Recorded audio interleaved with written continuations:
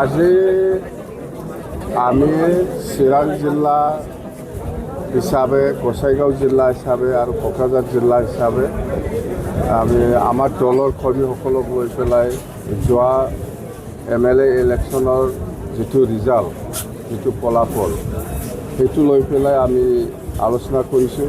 যিহেতু এই নিৰ্বাচনত BTC অঞ্চলৰ সকলো জাতি জনগোষ্ঠী, সকলো ৰাইজে, সকলো শ্ৰেণীৰ ৰাইজে আমাক সহায় কৰিছে।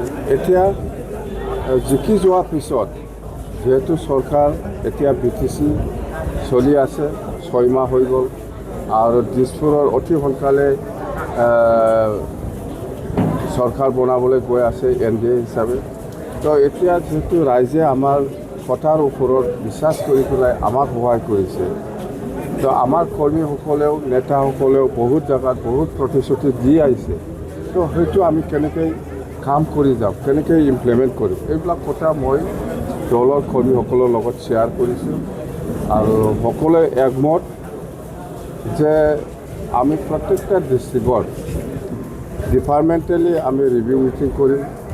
কোনটো ডিষ্ট্ৰিক্টত এডুকেশ্যন হওক, PWD হওক বা এগ্ৰিকালচাৰ হওক, যিখিনি সমস্যা আছে সেইটো আমি ফিডবেকটো ল'ম ডিপাৰ্টমেণ্টৰ পৰা আৰু পৰ্যায়ক্ৰমে আমি ইমপ্লিমেণ্ট কৰিম।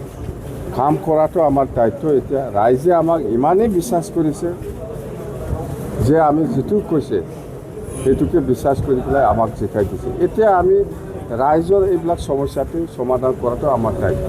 আমাৰ কৰ্মীসকলৰ লগত মই এইটো কথা শ্বেয়াৰ কৰিছে আৰু আমি কাম কৰি যাম। ৰাইজে জানিব বিচাৰিছে যে হাগ্ৰামা মহলীৰ যিটো উন্নতিৰ যিটো গতি, যিটো স্পীড, সেইটো কিন্তু চৰকাৰ গঠন কৰাৰ পিছত এতিয়ালৈকে হ'ব পৰা নাই। এই গতিটো কেতিয়া ল'ব?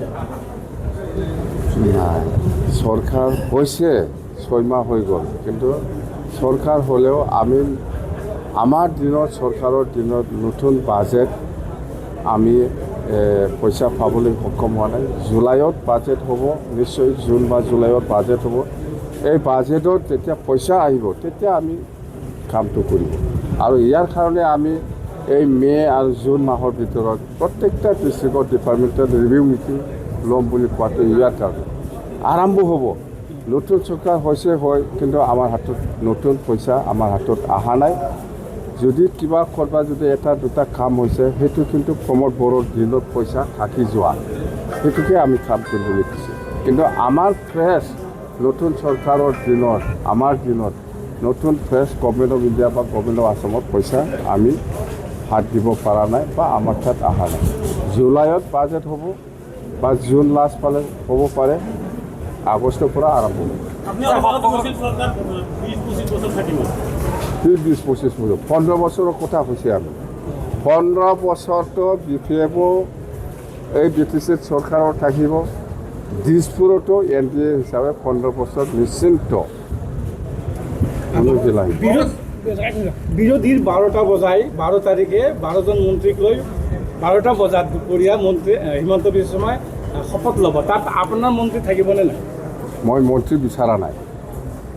যদি দিছপুৰে দিছে মই নাজানো, মই খবৰো লোৱা নাই আৰু মই খবৰ নল'ম।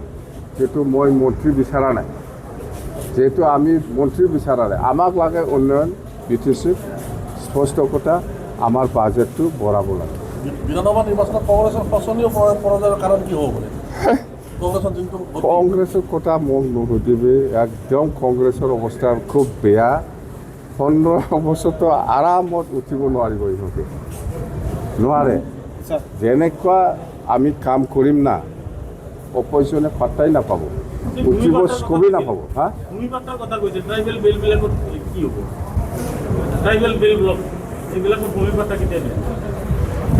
আপুনি যিটো ধৰণৰ সুধিছে, মই যদি ক'ব লাগে হয়, মাটি পাত্তাই নাপাব আপুনি।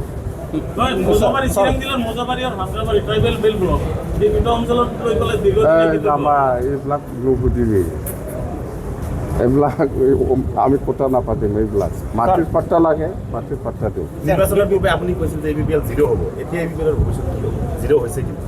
ABPL কি হ'ব নহ'ব, প্ৰমোদ বড়োৰ লগত কথা পাতক, সোধক, বাছ। ছাৰ, BTCৰ বাই ইলেকশ্যন হ'ব পাৰে নেকি NCL-লৈ? বাই ইলেকশ্যন হ'ব, কেলৈ নহ'ব?